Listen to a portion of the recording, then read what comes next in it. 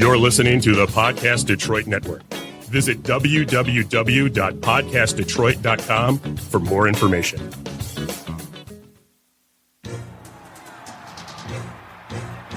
"1935, the Lions win the NFL championship. The Detroit Tigers take the World Series. The Red Wings bring home Lord Stanley's Cup. Joe Louis begins his rise to world domination. This transforms the Motor City into Detroit, City of Champions." It is game time. Game time, Jamie. Detroit, City of Champions. Just really excited about today. We're doing the podcast. I'm really excited about today. We were alluding to it all the whole show last time. We were alluding to it. I'm really excited. That is. So Detroit, City of Champions. It's a trilogy of books written by Charles Avison. I'm Jamie Flanagan. Just enjoying the ride and listening to stories. And Charles has been sharing some stories with me about people he's met along the way. And you have like a special appendix called Tales of a Traveling Storyteller. Tales of a Traveling Storyteller. And in that, he talks about some amazing, fascinating, and wonderful people that he's met as he gathered this story. And people that motivated and inspired him to tell this story. Just bringing the story back the road, like going to doing art shows and doing different things. There's been so many, like what I came to realize early on in the project was this, because the story was so forgotten, that like that part of the story of the City of Champions, there's a City of Champions that happened back in 1935. Yeah. But then there's also like the modern day effort to bring the story back. And so this is a timeline of the City of Champions story, which extends from 1935, from 35, all the way through today. Yeah. And everyone that is part of it. That's what's in it. For everybody that's listening, for everybody that tells somebody about this, for everybody that does anything regarding the City of Champions story, you are part of the larger story of this effort of bringing back the greatest season to ever take place in the history of American sport. And today, one of those people that is really important in having captured some amazing, incredibly important. We have the honor having on the show with us today, Tom Eurich. Thanks for being with us. My buddy. Well, thank you for having me. Listening to Charles brings back a lot of memories, because when I was a young boy growing up, my father always told me about the City of Champions, and I really didn't know just who they all encompassed and just how big it was. And Dad said, well, there was the Lions, Tigers, and Red Wings, but there was Walter Hagen, but the rest. And Charles has put this all together to never forget just what happened on the City of Champions. Yeah, and I'll introduce Tom just a little bit more too. Is that Tom? Tom, I was thinking about it today. I forgot how it was that you and I met. Like I'm really like I'm trying to remember exactly where we met, but it's because it's been so long. I've known you for 10 years.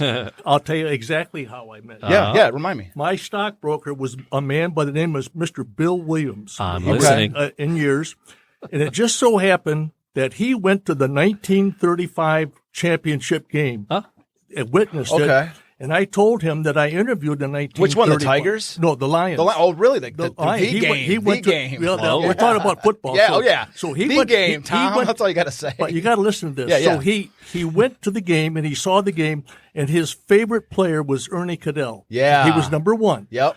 And he said that he and his mother were kind of poor. You got to remember, this was the Great Depression. There was lines as long as you could see.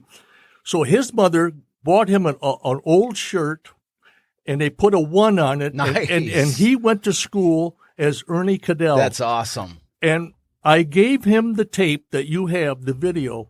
And when he heard Ernie Cadell's voice, his son, who was also working at the stock exchange, said his dad cried. Really? Because all of those years, he was Ernie Cadell. He was in the Korean War, and he always talked about the 1935 World Champions. So basically, he's like nowadays they sell jerseys for players. He's making his own back then because they couldn't even really buy them. His mother made him and put a 1 on a jersey. That's so cool. And he went to school, and he was Ernie Cadell. And when he heard his voice on the tape or on the show, his son, Junior, told me that he cried. And I gave him a shirt, and he wore it till the day he died. Really? The City of Champions. So did I meet him at a show and then you and I connected? I was in his office, and believe it or not, he had your book. Oh, okay. And I called Avison, and I first to your father because I didn't know where it was. Okay. And your father gave me your telephone number, and that's how we met. Yeah, because I remember when we met. It was we met at I think it was a little.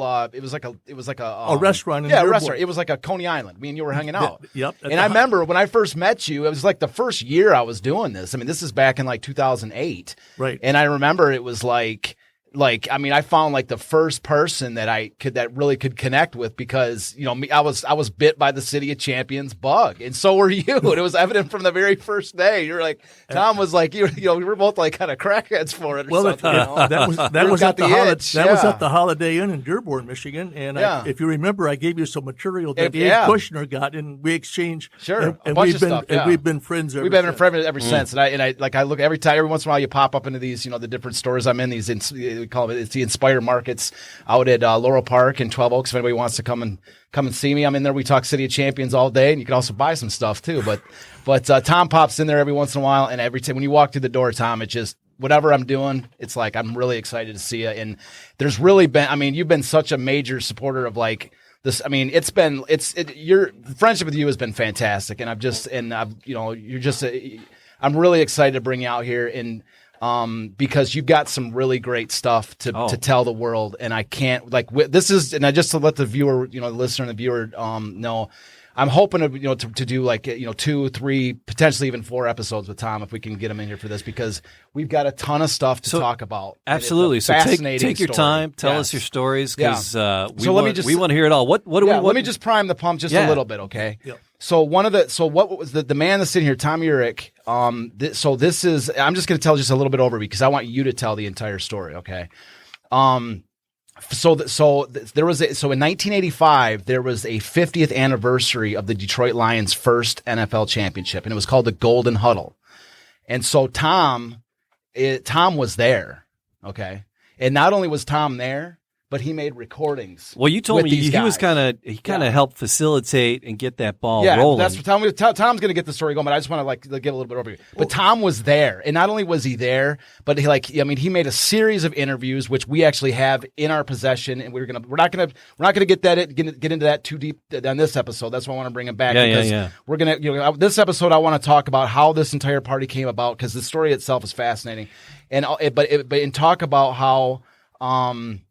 Like I say, like Tom, it wasn't just the interviews that he did, which are fascinating, which I actually use a lot of in this book, in my third book.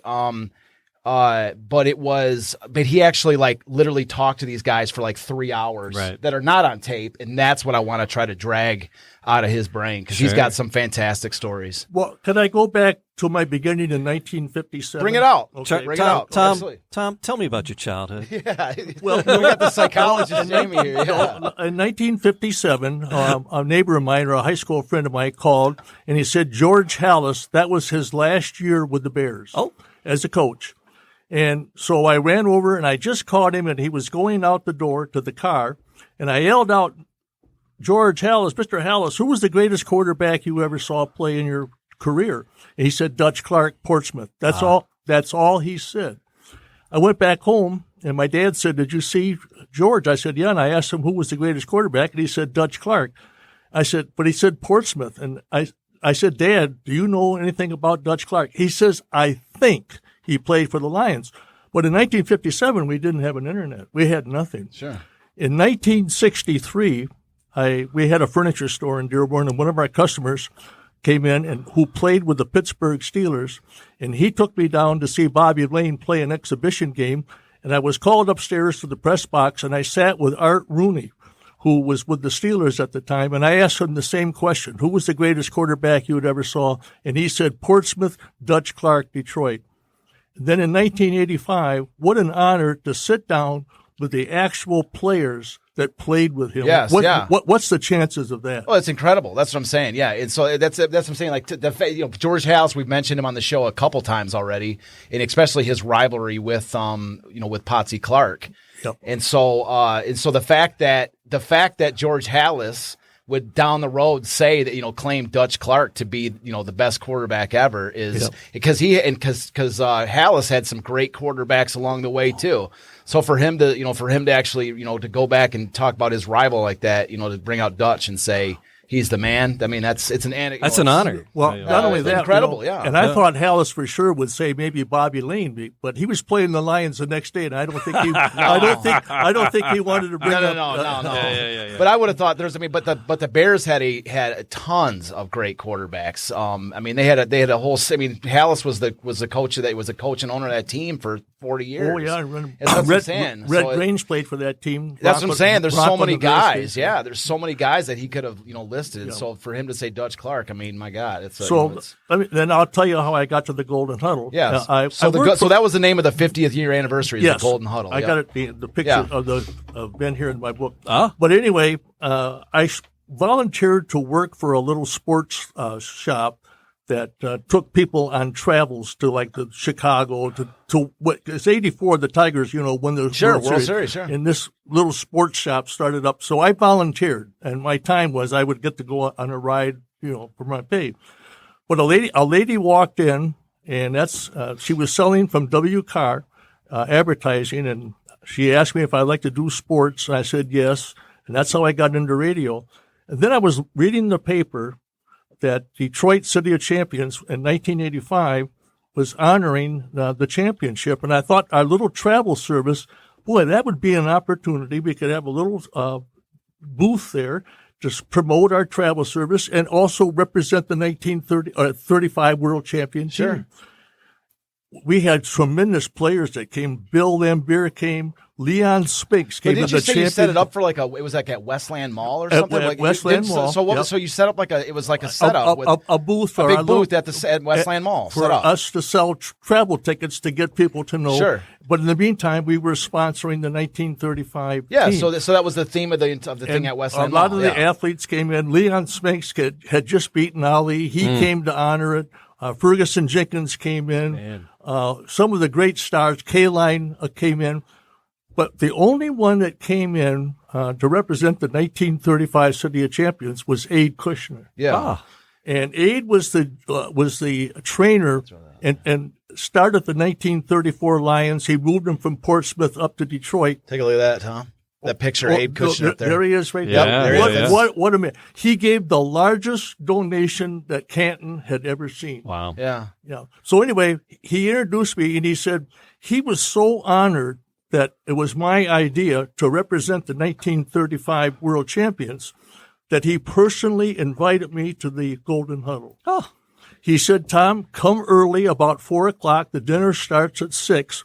I want you to interview the players that actually were in Portsmouth and the Detroit Lions. In 1934, Detroit had two teams, the Spartans, and they were 15 players short to build a team. And the story that they told me was unbelievable. Yeah. So what Tom's saying is, so what he's alluding to, and this is what actually I wish I would have had this conversation before, I even did the third book, because this is information what you're about to hear, it's not in my book. You need another annex. It's not in my, an appendix. Yeah. It's, but what Tom's talking about is what the story that we're about to talk about now is what Tom talked with these guys about. Their firsthand experiences about moving from Portsmouth to Detroit and the hurdles that they had overcome, the obstacles they had overcome. And we talked about the transition between 34 and 35, this big, the varsity versus varsity versus freshman game. And then Potsy turned over this roster with, I got to look at my notes. Was it 9 new guys or whatever for the 1935 season? But going into 34, there was another roster transition. And I didn't know this. I guess I didn't dive into it too deeply. But this is what Tom is to talk about, is how when they left Portsmouth at the end of 1933, and they were to become the Detroit Lions, they came to Detroit, and they only had half a team. And that's what the story Tom's about to tell right now. When I was introduced, when Abe took me to the reunion, and I was there was 2 tables. Mm-hmm. The one table, number 1, was where the actual Spartans sat. The original Spartans. That played in Portsmouth. I ran in that field. And the other table was the Lions recruit. There was 9 rookies on that team. I did my research. And the players, their last game was December the 3rd, the Portsmouth Spartans, 1933. That was their last game. They knew it. There was nobody in the stands. It was over. Wow. So they knew it was over. And then the players are saying, where are we going to go? And then Dick Richards came in, who owned WJR. Yep. Right. And he purchased the team, and I've got the exact figure, $7,979.08 he paid to liquidate all of the indebtedness of Portsmouth. But now the players thought, why? He's going to take the whole team. We're all going to Detroit. Hey, Yeah. you're going You to know, the Disneyland. whole team. You're going to Disneyland. But you got to remember also, Dutch Clark was not on that team in '33. Right. He was a coach at the Colorado School of Mines. Sure, yep. And he left in 1932. Yeah, he retired because they could. Yeah. They couldn't afford to. I mean, So all of the team, the Portsmouth players, are telling me that they were so happy that they're all going to be as one as a team. Yeah. They're all coming together. Yeah. Right? Be like us. all of a sudden, we're all a team. We're going to Detroit. Didn't work that way. The word came out that they were only going to take 12 were going, and the other 14 were going to be left behind. And that really stirred a lot of headaches. It was very emotional. I mean, some of these players had been together like a team. In Portsmouth, the players, I've been there twice. The city loved those players. Oh, I've been down to Portsmouth myself, and that Portsmouth Spartans team is like, I mean, it is revered to this day. The stadium, Jamie. Yeah. It's like they never left. The stadium, they last year they did a fundraiser because they had to repair some part of the building. Man, this stadium has been it's in the same shape as when the Portsmouth Spartans left in 1930 at the end of 1933. It's incredible. The stadium is beautiful. Yeah. And I highly recommend that the people that are listening, if you ever go to Portsmouth, just go worth there it. to that stadium, and I'm going to give a little plug. Yeah. If you go to the River Restaurant, all pictures of the Portsmouth Spartans and all of the Lions. Yeah. And when I was there, I saw the waitress. I interviewed him. They didn't believe it, but when you're 80 years old, I guess they had. And they have a believe it. beautiful little baseball field right next to the football stadium. And the stadium's called Branch Rickey Field. Branch Rickey is one of the greatest general managers in baseball history. He's the guy that brought in Jackie Robinson, broke the color barrier in baseball. But the stadium's called Branch Rickey Field because he played, in that area. And Branch Rickey was one of the driving forces with it was built during the Great Depression. It was built in 1935. It was built right after the Spartans left. And that stadium was built by the CCC, which is they use all these. There's a ton of stadiums from around the country that were built by these, the Civilian Conservation Corps. Okay. Like this. And so anyways, that baseball field is beautiful too. And it's it's also in a nice little shape and condition. And the setting there, you're overlooking the Ohio spot. River right into Kentucky. It's a beautiful The flames spot. of the Ohio River. Anybody gets down to Portsmouth, it is absolutely worth your time. But we're getting back now to the 25 players in Portsmouth that think that the team is thinking they're going to Detroit. Yeah. Well, wishful thinking didn't work out. Then the word, and the players really didn't know. I think they were notified by letters written that who was going to go and who wasn't going to go. There wasn't a red tag hanging in their locker. No, and they left their friends. But breaking up from Portsmouth, those players had to go. And coming to Detroit, they needed new medical. Sure. They didn't know where they were going to play. They asked Richards where he didn't have a team to play or a stadium to play. Navin Field turned him down. Right. Well, of course, they're not Tigers. The Tigers are in the middle of the 1934 incredible season. Frank Navin is not letting can we some scramble around on your third-rate NFL team going to come up and tear up his beautiful Navin Field grass. That is not happening in Detroit. They're having the greatest season they've ever had, drawing almost 1 million fans in 1934. They're going to come out there and they're going to have the infield all torn up by a bunch of guys. That ain't happening. Well, then they went out. Richards went out to Ann Arbor and the big house. Was it the big house in '34? They turned him down. Yeah. And all of a sudden, UD Titan Stadium brought him in, and I found out that the Lions trained at Cranbrook. Oh yeah, absolutely. Yeah, we were talking about that last year. Yeah, right.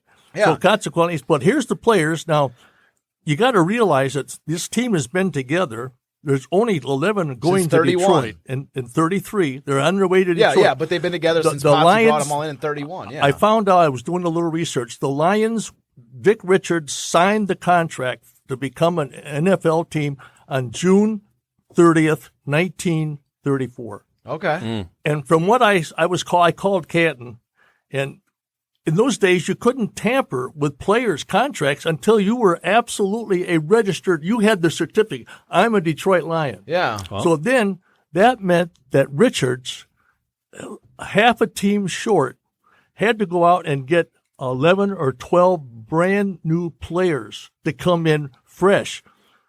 They had no draft. The draft started in 1936 by Bert Bell. He was matter of fact, I was at a game when they played when they honored Bert Bell in Detroit, and we stood for his epitaph in 1956. I've been a Lions fan since 1950. So anyway, so here they are, and these players are all one team from Portsmouth. Half of them are down there.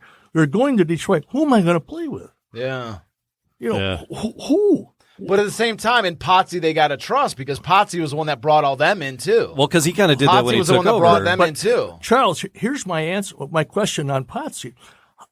Did he recruit how did he know these players? Because, these were all college kids from. He's a scout, man. Potsy that's what we talked about, the genius of Potsy Clark. In 1931, because he took over the Portsmouth Spartans in 1931, it was his first year, he brought in 19 new guys.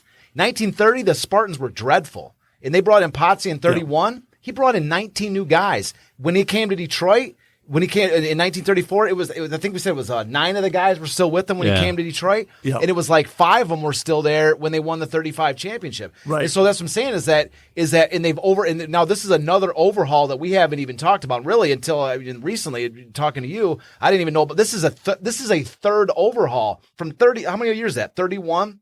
32, 33, 34, 35, 5 years. This is the third major team overhaul that we're talking about with Potsy. The first one when he first took over the team, 19 new guys. The second one when he comes to Detroit, now we're talking about 13 new guys. How many guys got left behind? 13, 14? Yeah, left in Portsmouth. Yeah, so that's the 13 guys that he's got to bring in for the 34 team, and then going into 35, 9 new guys. I mean, this is for a 25-man roster. That's what I'm saying. Potsy knows what he's doing. But he kept his core stars in place. So is that common for the time, though? Were other teams turning over like that? To be honest, I don't know, but it's a hell of a thing, man. Yeah. To stay competitive by overturning your roster constantly is a big deal. So when I was at the reunion, like I said, Abe Kushner took me to the table, and there was the 3 Spartans that I talked to were Glyn Prisnell, Ox Emerson, and Ernie Cadell. Those 3 players were the only ones left that played in Portsmouth. Yeah. But you were saying they were sitting at 2 different tables. There was like a clique. There was like the original game, the original OGs, and then there was like the modern. The other player. Like, these guys, they were the new guys. They came around in 1934. Yeah. They're going, here it is 80 or 50 years later. They're going, those are the new guys, and that's exactly the way it was. Yeah, there was like a clique. Yeah. Like I say, Abe Kushner took me in, and he took me to the table to interview the Lions or to talk to them. But his real purpose was to get me to table 1 to talk to the Portsmouth players. Yeah. And 2 of those players played in the very first game, the 1932 World Championship in Chicago under the roof. And just to touch base with the viewers that maybe joined us a little bit late, Abe Kushner was the trainer of the Lions, and he's the one that brought Tom, which is our guest here, Tom Eurich, to he invited him to the Golden Huddle, which was the 50th anniversary of the Lions' first championship. Right. And I just want to let you know, I'm not sure if I told you this or not, but I met Abe Kushner's son, Steven. And that's the photos that we have that we put up on the screen, the one with the chest, Jamie. You got it's there. So he's got the chest right there where it says Abby Kushner, Lions trainer. That is now in the NFL Hall of Fame. That is on. I'm not sure if it's on display yet, but Steven Kushner donated that, and Steven Kushner was an absolute gem for this. He gave me. He was able to, because I met him like a week after he donated that trunk and all the stuff from inside the trunk to the NFL Hall of Fame. Yep. And so but Abe Kushner also had the unpublished archives. He had like unpublished story of his own. Yeah, I'll take that. Yeah. So it was an unpublished recollections of Abe Kushner. Abe Kushner had taken a bunch of notes regarding the story of this season. And so anyways, it was in that trunk. And so his son, Steven, had just donated the trunk to the NFL Hall of Fame. Oh, okay. And I was like, what was in it? I want to go see it. It was just like a week after. I go, man, I wish I would have met you like a week before. So anyways, he says, And so he goes, oh, well, my father had some recollections in there. I'm like, that's the one thing I want. I want to read about Abe Kushner's recollections, because especially after talking to you and about how he was like, Abe Kushner was such a driving force for you to go to this, to the Golden Huddle. And so he was able to get for me a copy back from the Hall of Fame, because I tried to call the Hall of Fame myself, and they were like, oh, we're too busy to dig in to find him. Like, he just donated a week ago, and they're like, oh, we don't know really where it's at or whatever. But those recollections were fantastic. That's the picture of Abe Kushner at the reunion in 1985. Here, can I show this I'll up get on it. the camera? Yeah, I'll get it. That's There we go. So Jamie's got, this is a picture Tom just gave us. It shows, that's at the Golden Huddle? No, that was at the Westland Mall. That was at the Westland Mall. That was pre-Golden Huddle, yeah. And that's where I was invited to go to the Golden Huddle. Yeah, there he is. And I'll tell you, he was the nicest man you'd ever want to meet. Yep. He did all of the ball lettering for the Lions. Oh, he did for all after the game ball where it talked about the score and also on it. that he was the personal trainer for 1 year of Dutch Clark. Oh, really? Okay. And he told me stories on Dutch Clark you can't believe over the years. Well, that's what we wanted. He died in 1987. Yeah, well, yeah. So I'm just saying, like, I met Steve, his son, and his son was absolutely fantastic. Helped me get some of the information. I never met his son. Yeah, his son's real nice, and so like I actually used, some of the stuff from his son. Is that photo that you saw with the trunk. In the photo that you saw, bring up the other photo too, where he's taping up his foot. Sure, yeah. That is also from. See up here, Tom. See on the screen there. Yep. That we have it on the screen for those that can see it. That's there. That's a fantastic photo showing Abe right there. There's the. I've just handed to Jamie that's the Golden Huddle. That was who was there. Okay. And at the event in and 85. if you notice at the bottom is a picture of Dutch Clark. That was not in the original program, but I went around Detroit and I found to the sports shops, and I was lucky enough to find a sports card screenshot of this of Dutch Clark. Because the next one I want to make sure we were going to have a bunch of pictures from all the people that were at the Golden Huddle, but I hadn't. Now we know. Now we know exactly who. Now I can actually go through and we'll have photos of all these players. When we hear their voice, we'll be able to see their picture. Because we have a team photo, but I've got some really great shots of all these guys. You can bring that up if you want to show the people. Yeah. So all right. So I'll bring up the. Yeah, we'll dive into more of the exact players for the. Yeah, you want to bring it up there? There you go. Yeah. That's a copy of a copy. That's like the bootleg way of showing it up. Bring it down so you can see. Bring it down so you can see the names. Oh yeah, and then. So Jamie's showing you right now the names of all the players that were at the Golden Huddle. Yep. This is kind of the next time you want to throw some out there, we can take a screenshot and do it so the fans at home can. That's see high it tech right there, super baby. Crisp way instead of having to do the bootleg version. But anyways, it works. A fan at home, they forgive us. For City of Champions, man. We rock it old school. Yeah, we do it. However, we make up the it's rules. Like, I feel like the Ghoul channel 56, and it's like the when they show like the end, it's got hey, camera 4. All right, yeah, they bring it up in papers as the end. Well, anyway, I was talking to the players, and I sat down. I didn't get much of a word in, but the players were telling me about their days at Portsmouth and the transition to Detroit. It was very tearful because they were worried about the players left behind, and there was only 11 teams in the NFL at that time, and they were trying to see if they could latch on with another team, and they worried about them. They were. It was a massive depression. It's either they play football or they have what Christensen always said in the Depression, where they called it the empty plater.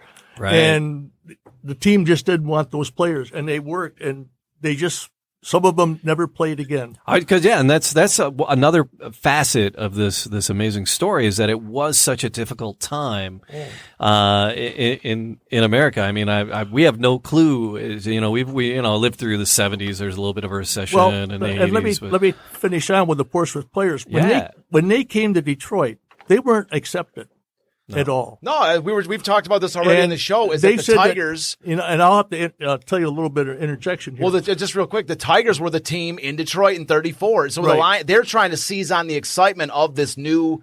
Detroit is going insane for the Tigers, and so the Lions are coming in and they're being billed as like, oh, we're like if they can draw some enthusiasm from the Tigers in this idea, but it basically worked against them because the Tigers were so popular that the Lions couldn't even get a mention on page 3. Right. Well, they had to win a championship just to even get a mention in the newspaper. That's the level that they were. So go ahead, yeah. I listened to them talk, and when they got to Detroit, they weren't really accepted. Christensen told me he woke up one morning and there was a sign on his front yard that said, "Please go back to Portsmouth." Yeah. And Which Christensen's? Because there was two Christensens. That was Christensen. Which one? Frank? Oh, Frank Christensen. Yep. They call him Little Chris. The Little Chris. But he's also the best punter on the team. They would get crank calls, and I'm listening to this and at the reunion. But then I discovered, I'd like to interject something. I went to Portsmouth on my first trip, and there was a man down there by the name of Bob Morton. And he brought in some dedicated collectors that had the actual programs from the very first Lions in 1934. Oh, nice. And would you believe it or not, in the back of the page of the program was every player's name, where he lived, and his telephone number. Oh my goodness. In the game program. So it wasn't just like a brief mention in a newspaper that maybe somebody go, oh, maybe we should have mentioned the address in today's paper. No, it was like out for the whole season. Like, hey, you want to go knock on their door? Here's their address. Oh my gosh. Yeah. I couldn't believe that, but then I related back to what they told me at the meeting. I'm thinking those players, here's the first game in 1934. They had 12,000 fans. And all they got to do is flip in the back. That player had a bad year. I'm going to go. I won't let him in his driveway. Yeah. It was a floating telephone book. I couldn't believe it. Yeah. Can we get Patricia's address right about now? Yeah. I got a case of toilet paper. We're going to have a party. They won't release these addresses nowadays. That's out of control now. We'll go TP like crazy. I've been following the Lions since 1950. Did you say TD like crazy or TP like crazy? TP. Use your imagination. Heartbreak is not new. A couple things I could have said. I got to defend my Lions. Heartbreak is not new to you, is it? But anyway, so I got them. Then the Lions alumni director Aide turned it over to, his name was Bob James, and Bob James went out and talked to some of the table 2 and table 1. My biggest regret was that I didn't get a chance to get Glenn Presnell because Glenn, that's my guy. He was now you're in my team. See, like I love Dutch, I love Ernie Cadell. Cadell's. I mean, it's tough to pick those guys. I love Ox Emerson. I love Tarzan Christensen, but Glenn Presnell is my guy. That's I'd probably have to say he's my favorite Lion. Glenn down Presnell, in Portsmouth, they call him 99. You know why? No, hit me with it. Because he made the 99th year of his birth. He couldn't. Oh, yeah, he's the oldest living NFL player. Yeah. Not now. The oldest NFL player now is a man by the name of Cy Souders. He was a Lion. He's 100, and I knew the whole family. Really? But prior to his death, at one point, Glenn Presnell was the oldest living player. Now Cy Souders is the oldest Lion, or the oldest NFL player. He's 100. I know. But at one point, Presnell was he was 99. You say when he did that article, he did an interview in the Free Press or whatever, and it was awesome. It was a great article. So after I left the table number 2. I went to my seating and I sat with Jug Gerard and Jim Martin, who were 1953 world champions. But during the ceremony, Glenn Presnell was not feeling well and he left. He actually picked out the colors of the Honolulu Blue at G.A. Richards' office in the Fisher Building. Yep. That's what I mean. Yeah, Glenn Presnell was there to pick out the colors. Yeah. And Dutch, according to what the players said, that he had all these uniforms on the Fisher Building with WJR, and the minute that he came to the top floor of the Fisher Building, he said, "That's the uniform." The Golden Tower. Yeah, I want to tell you. That's why I love working at 96.3. Here's a little. We're there. Our sister station is JR, so I get the privilege of working in the Fisher Building, which is itself just a monument in Detroit. It's just a amazing piece of art, and I love that walk in the hallways because my grandfather. And then my dad and his 4 sisters all worked in the Fisher Building back in the 50s. There was a club called the Recess Club. I've heard of that. And they were all there. My one aunt, she's 96 now. She's 92, 96, something like that. She was a nun. She's a Dominican nun. She taught at St. Paul's for 50 years. Now she's back at the convent in Adrian. But she was the elevator operator. My dad and one of his sisters worked the coat check, and the other girl was the other one was a cigarette girl at the recess club, and my grandfather worked maintenance. So I love walking into the Fisher Building because the place is just it is what it was back then, and it's glorious. I just love being a part of it, and that's why I love these stories. It just takes me back to just a little cooler time. You know what the call letters were before they were WJR? No, what were they? WCX. WCX, all right. And they were in conjunction with WWJ. Right, yeah. One was for the news building and one was for the Free Press building. Ah, okay. Right? And WCX started in 1922. So where were we now? Yeah. No, well, I just we weren't talking about me enough, so I had to get a little bit of me in there a little bit. All right. But I want to throw in a little thing about Glenn Presnell, about why I love the guy. All right, why I love the guy. We were talking about him a little bit on the last show, but I got to talk about it again. This is Tom maybe didn't hear the last show. Is like Glenn Presnell. Like there's this Dutch Clark was the star. Dutch Clark was the guy, but Presnell was also the star. Yeah. Presnell. Yeah. So when Dutch left in 33, Presnell was still there. And it was he who became, like, when Dutch left, who, like, okay, Dutch is gone, so now he's not the number one scoring quarterback, number one scorer in the NFL. Now Glenn Presnell is, you know what I mean? It's now he's the guy. So it's really Presnell's team for that 1 year. But so that's what I'm saying, like, the entire time, like, Dutch Clark was like this reluctant superstar. Like, he's retiring every single year, and they're going, please, Dutch, please come back. We're going to cut half our team and give you all the money from the guys that we didn't pay to bring you back. That's which is probably the reason why they didn't bring half the guys, is because they were using that money to pay the Dutch. They made Dutch the highest paid player in the NFL. Well, where do you think that money came from? From the guys they left behind. You know what I mean? Like, please, Dutch, we'll give you all the money we got. Like Dutch is the guy, right? But Presnell was an elite athlete. He was an elite star in his own right. Yes. But Dutch was just that, like, Napoleonic, like, elite superstar player that just no matter what Presnell did, Dutch was just the guy, because sometimes we have that reluctant superstar. People are like, oh, please, God, if Dutch could just come back one more year. And then there's Dutch coming back to lead him to the next great year, like, so Presnell was there through the thick and thin from the very beginning. And he was there even basically before Dutch. Absolutely. Because he was in the Ironton Tanks, which the Ironton Tanks, anybody wants to do some real NFL research, start digging into the Ironton Tanks. I want that shirt. I still want that shirt. Jamie, we got to get Jamie a shirt with the Ironton Tanks. There's the Ironton Tanks jersey up on the screen, okay? So as I'm saying, you want to write some real football? Let's talk about the Ironton Tanks, okay? Yeah. Taking on this is a semi-pro team, all right? Some of these guys aren't even paid at all. Right, and this is a team that plays. They're playing these games against the. This is a time. This is in the. This is, I think it was 1929 or 1930. This is before he came to Portsmouth, of course. But Ironton's a very close team to Portsmouth. It's a very close city. And so here's Presnell playing for Ironton. He's you played at the University of Nebraska, right? He plays for the University of Nebraska, which is like that's a football. Man. That's Cornhusker football territory. That's where football players, the breadbasket of America come from, dude. You play for Nebraska? That's where Presnell comes from. And then he's playing for the Ironton Tanks, a semi-pro team. He's the quarterback for that team. And he beats, as a semi-pro team, they're not even in the NFL. The NFL existed NFL been around for 10 years at that point. And they're playing against the Ironton Tanks are playing against the Chicago Bears and the Giants, and he beats, I forget which one of them it was. Yeah. I think it was the Giants, and then they tied the Bears. I think that's what happened. But he beat one of them. I think it was the Giants.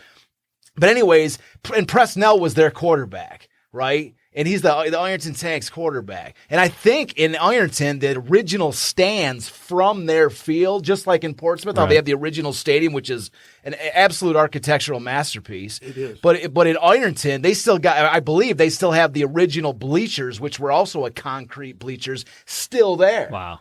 All right? Somebody's got a crush. Oh, I'm a total, like, I'm a total, like, let's say Glenn Presnell. That's my guy. I got the screenplay, Tom. Did I tell you I got the screenplay done for the movie? Yeah. Well, I showed it to you. Yeah. Oh, yeah, you know that. But anyways, Glenn Presnell is one of my main characters, of course. He's one of my main guys. Heck yeah. Well, do you know where he died?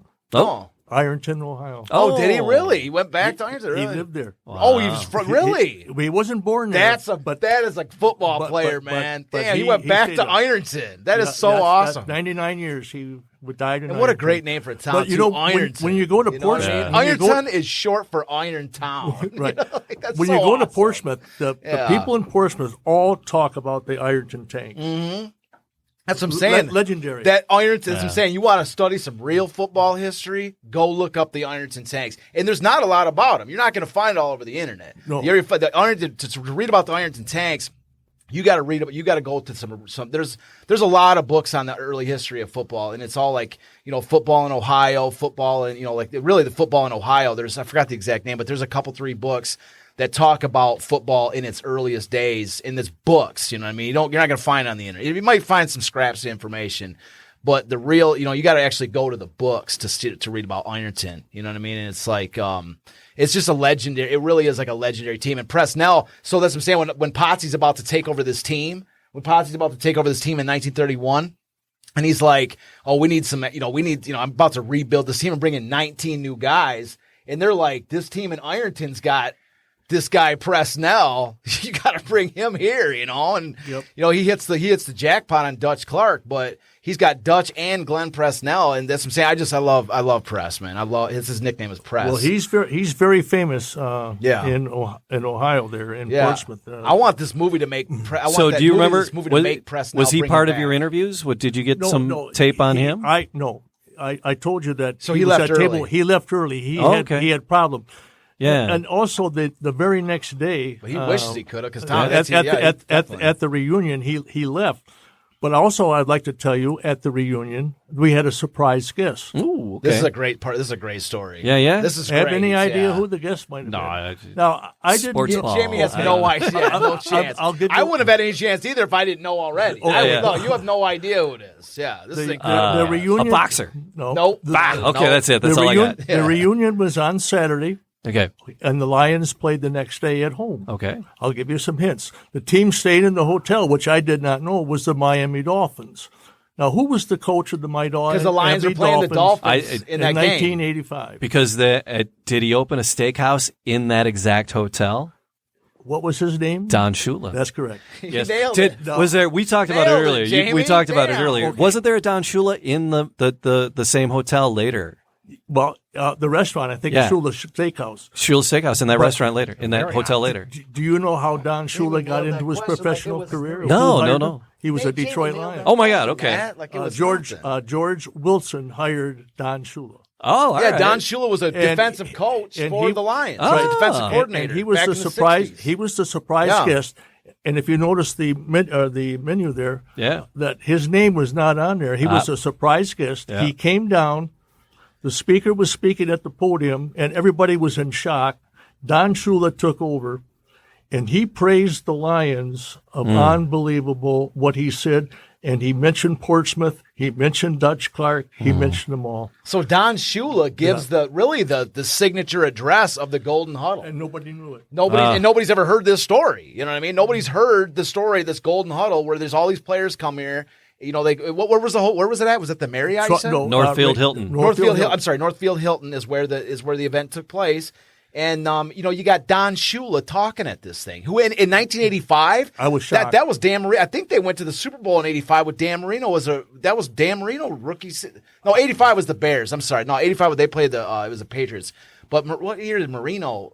Marino was right about that time that Marino. He took Marino to the Super Bowl too. But he was already a Hall of Fame coach by that point. But he talked about Portsmouth and he looked at the players and he just was thanked the whole team, the Lions organization, for hiring him. Ironically, on George Wilson, he was the last player to play without a helmet. He grew up stayed in Dearborn on Garrison Street. We had a store across the street. And George Wilson used to come into the shop all the time in the 50s and talk about football and the champions. Yeah. And I thought I'd bring that up. And where was the Buddy Parker for the 1950 coach of the 1950s Lions? Where did he get his start? Well, 1935 Lions. He was a rookie on the 35 Lions. That's absolutely correct. That's what I'm saying. So that's one of the things I talk about. I talk about whenever I get it. I'm going to talk with Lions fans and stuff like this. is about, like people are like, oh, the Lions are terrible, the Lions are failures or whatever, blah, blah, blah, blah, right? But if you look at some of these teams, right? You look at some of these teams like Pittsburgh, like Chicago, like the Bears, you know what I mean? The Packers, and even like the Vikings and that. All of these teams have a certain, like, it's a continuity of like a winning culture, a winning culture. And it's like, and a lot of times it's like, it's this continuity that carries on from decade to decade to decade. Like the Vikings, they've had this continuity since like the Purple People Eaters of the 70s. Like they've been competitive ever since. Yeah. The Packers, they've had this continuity all the way back since the 1930s, right? And it's like, and then you've got the Bears, same thing, this continuity like this. And the Lions began that continuity. In the 30s, they had, when the Lions first came in, they were incredibly awesome. You know what I mean? They were winning their first 10 games. They didn't give up a point for 7 straight games. And then in 35, they win the whole damn thing. They beat the Bears. They beat the Packers. They run everybody out of the building. And then in the 50s, you got Buddy Parker, who was a star in the 1935 championship game. And he comes and he becomes the coach of the Lions in the 50s. And he brings that continuity. In that continuity, they're awesome in the 50s. Yeah. They win 3 championships in the 50s. They're one of the most toughest teams in the 50s. And then that continuity, there's a separation. You see what I'm saying? Like there was a disconnect between that point and the way that really what it is now. And I'm not trying to say that I know everything about how or why that disconnect happened. But what I'm saying is there is more to a team. There is more to a team. There's more to a franchise than just like buying a bunch of players. Oh, this guy's good, whatever like this. It's about establishing it's about establishing the sense of continuity that stretches over the course, tapping into your legacy. And let me just say this, all right? Maybe this is one of the things I'm trying to talk about, why the importance of the 1935 season, okay? One of the reasons why this story is important, because you know what? You talk to any Lions fan out there, and anybody that's watching this show, go ask your local Lions fan, right? Go ask your local Lions fan, what was the first year that the Detroit Lions won their first champion? What was the year that the Lions won their first championship? 99% of them will have no idea that it was 1935, right? So let me just ask the question to finish off this thought. How can you have continuity as an organization, as a franchise, or anything like this if you don't even know the first championship of your team or where that team came from, how they got here, what made them great in the 1950s, meaning Buddy Parker definitely took a few lessons from Potsy Clark. Oh, yeah. Definitely took a few lessons from Potsy Clark. That's that continuity, a continuity and culture for the entire families. And I'm not trying to, talk bad about fans or whatever, like, oh, you don't know about the 35 season, so that's your problem. What I'm trying to say is, what if this is the time, right? To bring back this sense, like I say, this continuity of culture that stretches back from the earliest days of Lions, carried on through the 50s. And maybe at one point it was severed, but what if embracing this story, what if embracing what made the Lions great in the first place is, the whole, just the basic concept of history is knowing where you came from in order to understand who you are, right? And that is the missing ingredient of what will take the Lions to the next NFL championship. So, Tom, you gave me theory, right? two. Yeah. Hey, give me a little bit of credit. You got it, man. I just went on a little rant. Sure. Give me something here. Matt, give me something. So, Ruger. Matt missed it, man. I just went on a rant. Jamie, what I just gave to you. I turned your mic down. Comment. People can see him. Can somebody comment in and tell me it was a nice little rant that I had? I went to both, as a kid, I went to both of those games. Oh, do you have it? And I have the original. I have the original things. But this was the cover of the 57 of their magazines, right. And that was the very first one. That was 53. Right. I just looked that up. Talking about programs. Yeah. When the 1932 World Championship game was played in Chicago, they had a fire on the eve of the game, and the programs got burned and scorched. And one or two survived, and somebody paid $10,000 for a scorched program. And there's 2 or 3 left. And I looked it up on the internet. The program is offered at $50,000. Jeez. That's it? Wow. So is that a copy of the cover? Is that what you're showing us? No, that was the copy of By the way, cover. these things, what we need to leave these with Jamie, right? Because we can take some pictures of these and we can put them up so we don't have to So we don't have to bootleg these things up in front of the camera like this. We can actually show it. Yeah, I took pictures of them real quick. All right, I got There's a little shadow But we on can it. load these up and actually make it look sharp on the picture. You know what I mean? So we don't have to last second these things. So if you leave these, especially, are you coming back next week, Tom? Well, sure. You come back in next month, Randy, you? This is all I have. Let's introduce Randy real quick. Yeah, Randy, jump on the mic real quick. Randy's been here the whole time. We didn't even introduce him. Randy's fine, thank you. Yeah, while you're situated, Charles, I got to tell you, when you go on your rants, and I love your rants, I actually have to bring your microphone down because you get so animated and your voice starts to go up a couple. And everybody that knows me that's watching the show, they know it too. So, Tom knows it too, and now Randy, he knows it too. I'm paying attention back here, my friend. I got you. I'm just saying, I solved the line. I may have solved the problem with the Lions. That's like, this would be on like every. This show's the most talked about show in Detroit right now. Right. Maybe everybody's like, hold on a second, Tom needs another bottle of water or something. Like there's something like some rant, it's like, oh come on, man, like give me. I want to know if my rant was correct or not correct, or what's the when feedback. You play pool, you're behind the 8 ball. I'm behind it right now. Right. Yeah. So introduce Randy real quick, man. Randy brought Tom in here, and Randy just came in. Where did you fly from? Colorado? I did. I'm from Colorado. Was up welcome, Randy. Thank you. Yep. Yeah. Actually, but I do live local. Tom's my neighbor, and I got to tell you, I've never met anybody that knows more about the history of sports in the city of Detroit. He loves it. Yep. I mean, he's a walking legend. Yeah. Thank you. But yeah, we're just glad. We're glad to have you. We're glad you guys came into the studio because we were talking about maybe doing a Zoom thing or whatever. And we're really. How long are you here for? Actually, I live here. So you're back. So you're actually back. Okay. I thought you were just. Now I get it. You're his neighbor. I got you. Okay. By the way, his son has your book. Tell him the centerpiece in Ohio, Andrew. So I had a son that moved out to Colorado. Tom bought him your book, The City of Champions, and I told him it's the conversation piece. That's what he loves. Yeah, you want in his condo. It sits right there on the coffee table. And I appreciate that compliment. But you want to know the greatest compliment that I agree. Not saying that compliment wasn't great, because it was, and I appreciate it. It's on the coffee table to talk about book. It's great. But you want to know what the best compliment that I ever got with my book, right? This is like my second year of selling books. This is back in like 2009 or 10, something like that. I don't remember what the second year was, but it was somewhere around there. Anyways, this person comes up to me and they're like, I've seen that book before. I was selling books, right? And the person comes up to this table and they go, I've seen that book before. And I'm like, oh, okay. No, you know what it was? I was at a bar and I was showing somebody on my phone, I think, that I was like, yeah, that's my book. Or no, you know what it was? I gave my mini book, because back then I had, instead of a business card, I had miniature version of the book. It was like a little stapled, like 5-book thing. And if anybody has a mini book, like down the road, I'm about to make these things worth millions, because they were like my original business card, which is these miniature books. Anyways, so I gave somebody a miniature book at a bar and said, this is what I do, right? And the person says, oh my God, I've seen this book, right? And they're thinking about it. They're like, where have I seen this book before? And then he says, it's in my friend's bathroom, right? He goes, it's in my friend's bathroom. I've seen it on his toilet. Sure. It's on the back of his toilet. And he goes, and then all of a sudden he like goes, oh, I'm sorry. Like he's like, he was lost in thought trying to remember where he had seen the book. And then he was just being honest until I saw it in his friend's toilet. And I go, no. That's the greatest compliment I've ever been given. Absolutely. I was like, my book is a bathroom reader?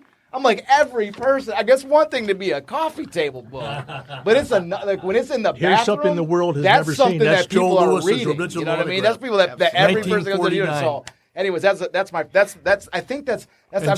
before. Like, I don't need a Pulitzer Prize. Jack Dempsey. But you tell me Joe I'm a Lewis bathroom was my reader. best friend. I don't know what else. There's nothing else. There's no other boxes I got to cross. I don't need gold stickers. I don't need any of that. It's a bathroom reader. Charles, you said was you the do. program when I went to the event. Hold on. And Jack Dempsey was in the ring, and Joe Lewis. That's Joe Lewis. He couldn't read or write in 49. It's all in circles. Wow. The story on that autograph is beyond your imagination. Yeah, so he's got where'd you get those? Did you get those? You went to Caesar's Palace, didn't you? No, I got that when I was 8 years old in 1949, and then I met Lewis at Caesar's Palace, and we talked about that. That might be something we can bring back for Joe Lewis when we do that. Yeah, Jamie, where are your? Can white we hold gloves? on to any of these, Tom? This is all I got. I'll make you a make copy. some copies, especially some of this great. stuff, so we can know when to bring you back for some. I'm of this very stuff. proud of what I've done. A lot of people have never seen here to get something into Cooperstown. Yeah. I did that. So you had the Football Hall of Fame note there, and you have something for Probably Cooperstown. Not many people have ever seen that. as well. The Baseball Hall of Fame and museum. The Charlie Garinger thing. Donation and that's certificate. another thing we want to bring Tom back. And I wish we would have brought you in here for because we did like 14 episodes. What episode is this? 19? Charlie Garinger 17. interview, yeah. He No, was it's not. What a 17? Your math is incorrect. That's 17? what I saw. Last year he was 17. 18. This is 17. Maybe my math is wrong. All right. Charlie Garinger. Are you guys both sure about that? I went many. No, many, you're not many, sure. I got it written down somewhere. I went with many stories. I think my math with is him right. at You guys are restaurants. wrong. I'm gonna He look was it up. one heck of a player. He was Yeah? from Fowlerville, Michigan. But yeah. Oh, really? But Tom's got an He was interview. the Fowlerville Flash. Yeah, one of the things we want to bring in is Tom's interview with Charlie Garinger. Oh, Tom we definitely- interviewed Charlie freaking Garinger. I want to. If we can play. I'd be honored That's if on you'd let us this. play a So little that's bit. the disc. Oh, it's on here too. That's okay. his interview with Garinger. But I'm saying maybe when we're done with the Golden Huddle, because I want to focus on we the can Lions. revisit. Yeah. We can revisit. The Lions never get the That's attention that they amazing, deserve. Tom. Yeah. I can't wait to Since share we're a few talking of about these. Yeah. sports, Yeah. you have any idea? I'm going to show you something that many people. I did not know Looking this. up what episode we're on, by the way. We're on episode I do like gladiator movies, so bring it. episode 17. There was a Episode 17. There was a That's what I jeweler said. in I said 18. Dearborn You in said 1946. Did you? All right. Winston Jewelers. Is Okay. it recorded? He started a basketball team. Uh-huh. They were called the Detroit Gems. The Detroit Gems. All right. Have What you ever year heard was of this? that? 46, you said? Yeah, this is a 1946. great fact. Tom's the one that told me about this. Yeah. 1946. All right, get up closer. Give me this story. Well, we're not on the air. Yeah, we are. Oh yeah, we're Hell still. yeah, we are. I just took my headphones off. We're still. dinner. We're still cooking, well, man. If we weren't on the air, there's all kinds of crazy stuff So going my on right hometown. now, So man. in We're on the air. 1946. All right. This jeweler started a basketball team called Detroit Gems. They played Olympia. They had a bad year though. Okay. They won 4 and lost 46. Whoa. A franchise came from Minneapolis, and they wanted to buy the franchise to get into the National Basketball Association. All right. NBA, The yeah. Gems. Yeah. They took all the right. team from the Detroit Gems, and they took them to Minneapolis. And what did they call them? The The Minneapolis. Lakers. The Lakers. Did I get it right, Tom? That's right. Yes, Oh. I did. Are that the Minneapolis Lakers? Lakers. This is the that- actual The story. Minneapolis Lakers. And Now, did that become the LA Lakers? Yes, it did, and that's what the team And went the- out to and now L.A. And they just- started here. So they started in Detroit. The Detroit- Lakers Get out of the began in city. Detroit. Yeah. Dearborn, Michigan. They Yeah. started in Dearborn. But here's the question: is that the season that the Gems had was so bad that it qualified the Minneapolis Lakers for the first overall draft pick. Oh, The guy that they got was Tom. Do you know? Mikan? George Mikan. Nailed it. Number 1 overall, who at the time was like So the if- greatest basketball player that ever lived. I know we're getting a little bit off the base. But I'm saying Yeah, George no, that's Mikan. fine. So that's how George Mikan went out to L.A. and was the their Detroit first great turned the center. ball over to Minneapolis. Oh, so that's a and nice now that formal team photo. with the Lakers just winning Won- their division. yeah, They've now won their tied- championship. They've tied the Celtics. They've won 17 World Yeah. Championships, and the Lakers and the 17. So it's a Yeah, tie. but that George was the Mikan, actual but because of the $15,000 he But paid because for of the Gems' Yeah. awful season, that got They got him a good the pick. Lakers. George Mikan is like the original superstar. He was Right. like the first superstar of the NBA. And so George Mikan, when he played for the Minneapolis Lakers, then he went to the Los Angeles Lakers, and he became like the first like LA Lakers, superstar. So that's how. So yeah, the Lakers are like literally came from Detroit. Tom, he's got like 2 binders full of stuff, and he Yeah. just keeps pulling them out. Oh, Gordy. Okay, Right on. Who's And the Wayne. That's Wayne Gretzky. Yeah. That's the only sports picture in history where the little kid beat the champion in goals. Only picture ever taken. Oh, where you mean the kid ended up coming back? He was 12 years old. There was Yeah. Howe had the record. Well, we got to show the viewers so they know what we're talking about. It's a copy of a copy, but that's that That's famous who's who. picture of Gordy Yeah. and Gretzky Yeah. when Gretzky was like a 11 or 12 years old. So anyways, That's Tom, amazing. who is your favorite player from the Lions? Who's your favorite player? I just told you mine. Bobby Lane and I had the No, no, opportunity. yeah, I know. But mine was Barry Sanders, but we're talking about 35 Lions. 35, probably Abe Kushner. I mean, it's not Abe. Players Ernie wise. Cadell. Cardell, yeah, okay. I was Yeah. going to say Cadell, Dutch. It could have been my couple favorite. top I got to ones. tell you a story. If you look at 1934, Chuck Bernard. Oh, yeah, we talked about him already. Well, yeah, I went to school. I met with- his son, Chuck Bernard Jr. I went to school with his daughter. Oh, okay. And she yeah. graduated at Etzel Ford High School in there. And His dad came into Laurel Park the other day. I was talking about Laurel Park. Yeah. So he Come died at a very young age. so Night Train Lane was your favorite Is that who you meant? No, his favorite was Bobby Lane as a player. Bobby Lane? But he was talking about 60. I'm like, that's cop out, man. I'm not talking about Barry Bobby Lane. Bobby Lane. When I played football, we're talking about 35. Did they call him Night Train Lane? Was that? But he was in the 60s. He was in the 60s. Yeah. But you said that was your favorite Lion. No. My two favorite Lions were Doak Walker and Bobby Lane. All right. Matter of fact, I used to put Bobby Lane on one shoulder pad. And I wasn't very good. I was always in the emergency room. Who's your guys' favorite players? Who's your favorite? Let me tell you, Randy? Sports ball. No? Can I also tell you? Who's your favorite Lions players? I love them Right kickers, now, man. or Ever. well, Barry is up there pretty Barry's high. number one for me. Yeah, Barry's up Yeah. there pretty high. He was great. Who's your favorite? Oh my God! Yeah. You know, My I saw favorite? Gale Another Sayers favorite play, besides and Barry. he We was all got great, Barry. too. Calvin. Calvin Johnson? I like Benny Blades. Let me go Benny back to- Blades. let me go Who back all to- knows about Benny Blades out there? That's Let me my go second back. favorite. Let me go back to the 35 game when they played.